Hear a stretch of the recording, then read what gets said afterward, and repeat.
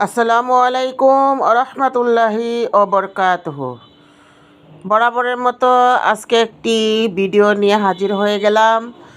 আমরা সবসময়ের মতো যে আমলগুলো করতে চাই তার মধ্যে একটা উন্নত মানের কি বলবো এটাকে 33 আয়াত, যেটা কোরআনের বিভিন্ন আয়াত থেকে নেওয়া হয়েছে। আমি সেই বিষয়ে কিছু কথা আলোচনা করে কোন কোন আয়াতে কোন কোন আয়াত আছে, কত নাম্বারে, আমি সেই আয়াতটা এখানে বলে দিব। আপনারা কোরআন থেকে বের করে 33 আয়াত মুখস্থ করে নেবেন ইনশাআল্লাহ। আল্লাহুম্মা সাল্লি আলা মুহাম্মাদি ওয়া আলা আলি মুহাম্মাদ কামা সাল্লাইতা আলা ইব্রাহিমা ওয়া আলা আলি ইব্রাহিম ইন্নাকা হামিদুম মাজিদ। আল্লাহুম্মা বারিক আলা মুহাম্মাদি ওয়া আলা আলি মুহাম্মাদ কামা বারাকতা আলা ইব্রাহিমা ওয়া আলা আলি ইব্রাহিম ইন্নাকা হামিদুম মাজিদ।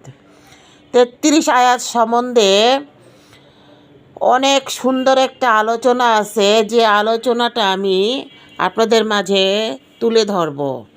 এই 33 আয়াতের আলোচনাটা হচ্ছে, হজরত আবদুল্লাহ ইবনে উমর রাদিয়াল্লাহু তাআলা আনহু বলেন, একদা তিনি এক কাফেলা সমবেত হারে আওয়াজ গোত্রের বাসস্থানের নিকটবর্তী গ্রামে উপস্থিত হন। ওই গ্রামের লোকজন জানাইল, হুজুর, এখানে চোর ডাকাত উপদ্রব খুবই বেশি। বিদেশি কোনো কাফেলা সেখানে রাত যাপন করে না। লোকটির কথা শুনিয়া তাড়াতাড়ি সকলে এখান হইতে পলায়ন করিল। হজরত আবদুল্লাহ বিন ওমর রাদিয়াল্লাহু তাআলা আনহু বলেন, আমি এখান থেকে আর কোথাও না গিয়া বরং হুজুরে পাক সাল্লাল্লাহু আলাইহি ওয়াসাল্লামের হাদিসের উপর আমল করিয়া সেখানেই থাকিয়া গেলাম। হাদিসটিতে হুজুর সাল্লাল্লাহু আলাইহি ওয়াসাল্লাম ইরশাদ করেন, যে ব্যক্তি কোরআন শরীফের উক্ত 33 আয়াত তেলাওয়াত করবে সে কখনো বিপদগ্রস্ত হতে পারে না। তাহার জানমাল সব কিছু নিরাপদ থাকবে। ইবনে ওমর বলেন, আমি রাত্রে শুইয়া পড়িলাম। কিছুক্ষণ পর একদল লোক তথায় উপস্থিত হইল। তাহাদের প্রত্যেকের হাতে খোলা তরবারি। ওই রাত্রে তাহারা পরপর 30 বার আমার উপর আক্রমণ করার চেষ্টা করে, কিন্তু একবারও কাছে পৌঁছাতে সক্ষম হইল না। শেষ পর্যন্ত ব্যর্থ হইয়া চলিয়া গেল। ভোর হইলে কাফেলার যাত্রা শুরু হইল।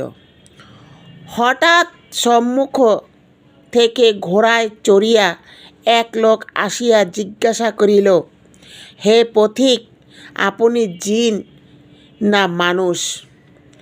আমি উত্তর করিলাম, আমি মানুষ। ঘোড়ায় আরোহী লোকটি বলিল, রাত্রে আপনার নিকট যে ডাকাত দল আসিয়াছিল তাহাদের সর্দার আমি। আমরা যখনই আপনার উপর আক্রমণ চালাই তখনই সামনে একটি সুউচ্চ প্রাচীর সৃষ্টি হইয়া যায়। তাই বাধা পাইয়া আপনার নিকট যাইতে পারি নাই। ইহার কারণ কি? তখন আবদুল্লাহ বিন ওমর উক্ত হাদিসটি শুনাইয়া দিলেন।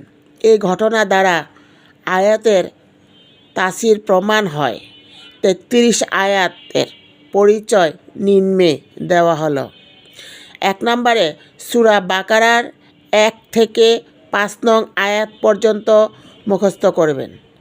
2 নম্বরে সূরা বাকারার 225 নং আয়াত হইতে 257 নং আয়াত আয়াতুল কুরসি শেষ পর্যন্ত মুখস্থ করিতে হইবে।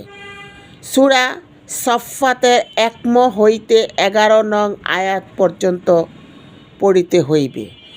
সূরা আর রহমানের 33 আয়াত হইতে 35 আয়াত পর্যন্ত মুখস্থ করিতে হইবে। সূরা হাসরের 21 নং আয়াত হইতে 24 নং আয়াত পর্যন্ত পড়িতে হইবে।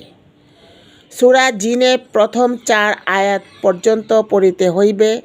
কোরআন মাজিদের বিভিন্ন স্থান হইতে মোট 32টি আয়াত আর বিসমিল্লাহ শরীফ 1 আয়াত, মোট 33 আয়াত পড়িতে হইবে। এই 33 আয়াত পড়িয়া যাহারা ফু দিবে তাহারা অবশ্যই কোনো কিছুই ক্ষতিগ্রস্ত হইবে না, জানমাল সব কিছুই হেফাজতে থাকবে ইনশাল্লাহ আজিজ। আমার এই ভিডিওটি যারা দেখবেন অবশ্যই একটি ভালো ভিডিও শেয়ার করার চেষ্টা করবেন, একটি সাবস্ক্রাইব করবেন, লাইক করবেন, কমেন্ট করবেন। আপনারা শেয়ার করেন, কমেন্টস করে জানাবেন আমার ভিডিওতে আয়াতগুলো বা আপনাদের কোনো আমলের উপকার আসছে কি না, জানালে আমি উপকৃত হব ইনশাআল্লাহ। পুরা আয়াতটি এবং পুরা আলোচনাটি শুনবেন, তারপর এইভাবেই আলোচনা শুনে আপনারা আমল করার চেষ্টা করবেন।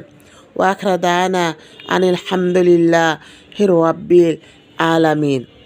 আপনার হাতটি হয়ে উঠুক আল্লাহর সর্বশ্রেষ্ঠ জান্নাতের একটি স্থানে ইনশাআল্লাহ।